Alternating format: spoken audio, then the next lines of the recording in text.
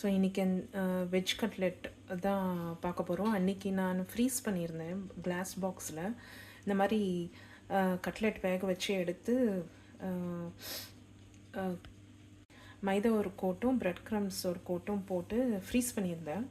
So அதை எடுத்து இப்போ வந்து நான் தவாவில் போட்டு அப்போ வந்து கொஞ்சம் மறுபடியும் நான் ஒரு வாட்டி வந்து மைதா கோட் பண்ணி போட்டேன் தவாவில். ஸோ ஃபுல்லாக சைட்லலாம் ப்ராப்பராக கவர் ஆகட்டும்ன்ட்டு தவாவில் வந்து 2 பக்கமும் போட்டுட்டேன் நான். பட் இந்த சைட்லலாம் வேகலை. ஸோ அதுக்கு வந்து இன்னும் டீப் ஃப்ரை பண்ணணுமான்னு யோசிச்சுட்டு இருந்தேன்.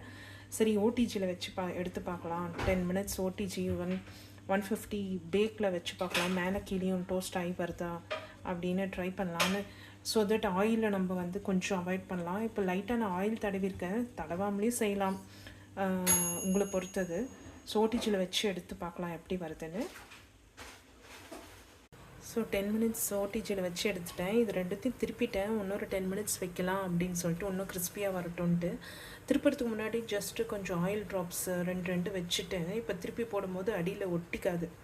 ஸோ 2 in 1 இருக்கட்டும் அப்படின்ட்டு இப்போ திருப்பிட்டு மறுபடியும் ஒரு 10 மினிட்ஸ் கழிச்சு எடுத்துட்டா அந்த சைட்லெல்லாம் ப்ராப்பராக வெந்திருக்கும்.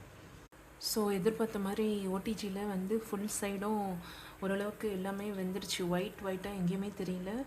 ஸோ வந்து பிளானிங் வந்து சக்ஸஸ் ஆகிடுச்சு. ஸோ இந்த அப்ரோச்சும் நம்ம வந்து ஆயில்லெஸ் ஃபுட்டுக்கு யூஸ் பண்ணிக்கலாம். கட்லெட் வந்து ரொம்ப பிடிக்கும். பட் இந்த மாதிரி வந்து ஆயில்லெஸ்ஸை சாப்பிட்றது இன்னும் சூப்பராக இருக்கும்.